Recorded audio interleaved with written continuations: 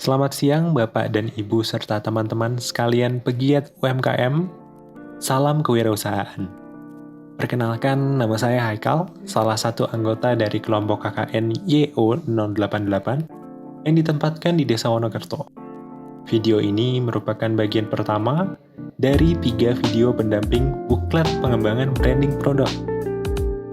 Pada bagian pertama ini, kita akan mengurai identitas usaha yang kita geluti.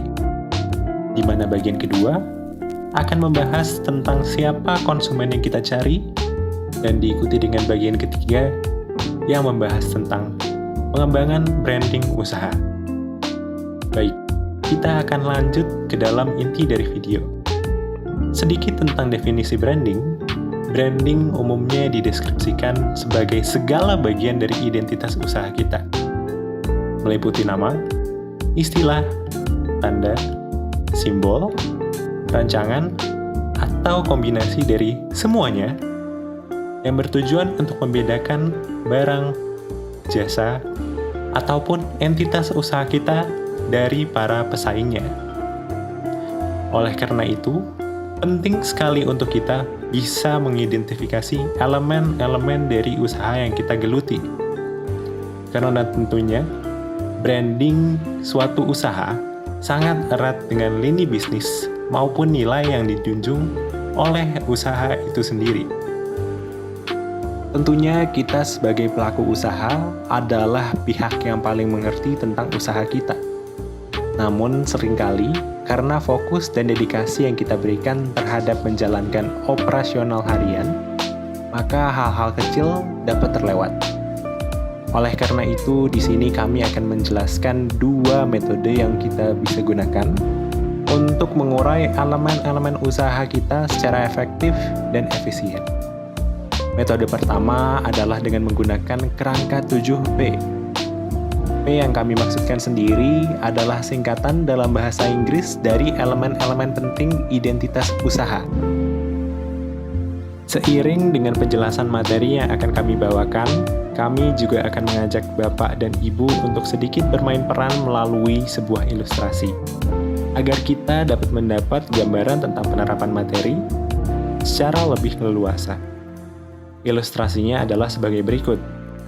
Anda adalah seorang pemilik gerai restoran spesialis ayam goreng di kawasan Desa Wonokerto. Restoran Anda bergaya pendopo yang menawarkan pemandangan indah lereng Merapi bersamaan dengan makanan yang otentik.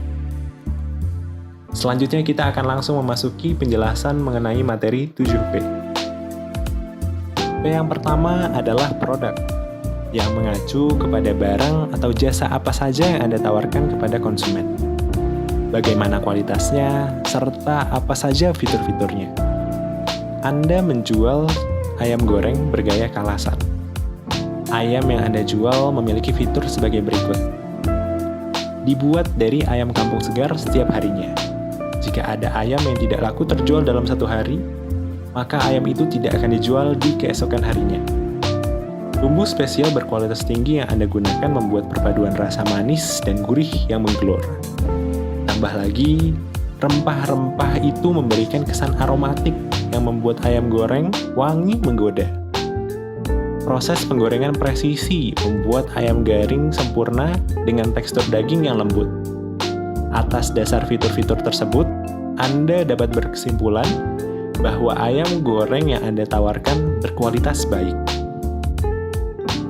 P yang kedua adalah price, yang artinya adalah harga. Bagian ini mengacu kepada berapa harga barang atau jasa yang kita tawarkan, dan bagaimana jika harga itu dibandingkan oleh konsumen kepada pesaing usaha kita. Ayam yang Anda jual Anda hargai Rp40.000 untuk 1 porsi 1/4 ekor ayam. Menurut Anda, harga tersebut sebanding dengan proses dan bahan baku yang Anda gunakan.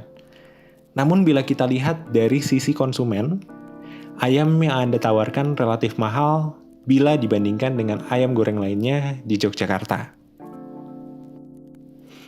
P yang ketiga adalah place, yang artinya adalah tempat. Namun perlu diingat bahwa tempat yang dimaksud tidak terbatas kepada lokasi secara fisik saja. melainkan bagaimana konsumen kita dapat menjangkau produk yang kita tawarkan. Di mana dan dengan cara apa produk yang kita tawarkan dijual. Anda menjual ayam goreng di gerai fisik restoran Anda. Namun di sisi lain, Anda juga menjualnya secara online dalam bentuk ayam ungkep beku. Ayam ungkep beku ini juga Anda pasarkan melalui pusat oleh-oleh yang berada di sekitar Yogyakarta. P yang keempat adalah people, yang artinya orang. Hal ini mengacu kepada bagaimana kita sebagai pelaku usaha serta anggota usaha lainnya seperti karyawan kita untuk mempengaruhi pengalaman serta kepuasan dari konsumen. Anda selalu memastikan bahwa karyawan restoran Anda ramah dan akomodatif kepada konsumen. Juru masak Anda juga handal, memastikan kualitas makanan yang Anda tawarkan terjamin. Belum adanya personil khusus untuk menangani penjualan secara online membuat Anda harus turun tangan secara langsung. Namun, padatnya jadwal harian Anda mengakibatkan pembelian secara online sering terlewat. P yang kelima adalah promotion, yang artinya promosi atau pemasaran. Bagian ini mengacu bagaimana usaha kita dipasarkan. Restoran Anda membagikan pamflet secara fisik di berbagai tempat ramai. Anda juga bekerja sama dengan perusahaan tour and travel untuk mengarahkan wisatawan ke gerai restoran Anda. Anda juga melakukan pemasaran secara media sosial melalui kerjasama dengan akun-akun dan influencer pengulas makanan. P yang keenam adalah proses, yang mengacu kepada aspek-aspek dari proses usaha kita yang dapat menunjang kualitas produk serta citra usaha. Untuk Anda, kualitas adalah segalanya. Oleh karena itu, Anda turut langsung dalam proses penjaminan mutu.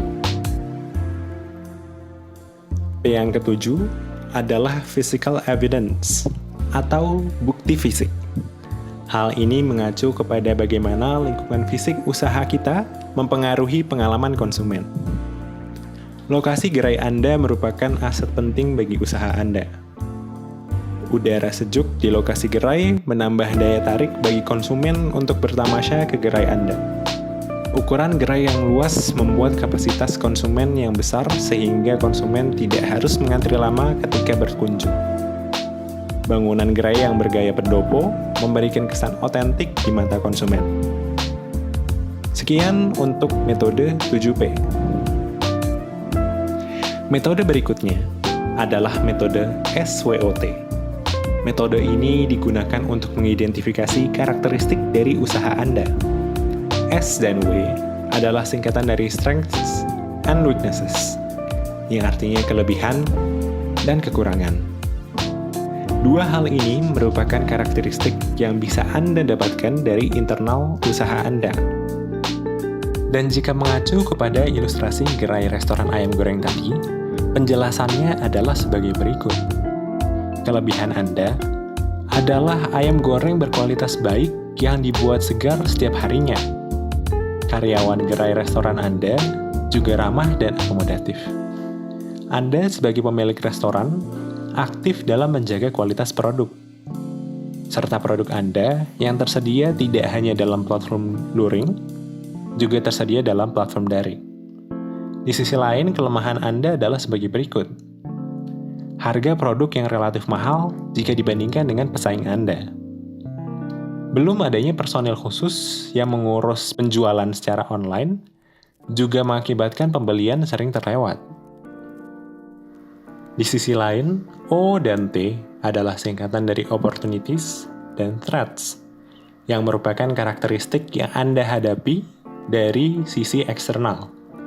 Dan kembali mengacu kepada ilustrasi ayam goreng, penjelasannya adalah sebagai berikut. Kesempatan atau opportunities misalnya adalah lokasi strategis dan tempat yang memadai, memungkinkan gerai Anda menjadi salah satu destinasi wisata. Adanya program bantuan pinjaman usaha dari pemerintah provinsi memungkinkan Anda untuk mendapatkan dana lebih untuk mengembangkan usaha Anda. Dan di sisi lain threats-nya atau ancamannya, misalnya banyak kompetitor yang bermunculan di sekitar lokasi gerai restoran. Dan hadirnya waralaba ayam goreng asing membuat persaingan semakin ketat. Sekian dulu untuk bagian pertama dari video pendamping buklet pengembangan branding produk. Jika ada kekurangan, mohon dimaafkan dan sampai bertemu di video berikutnya.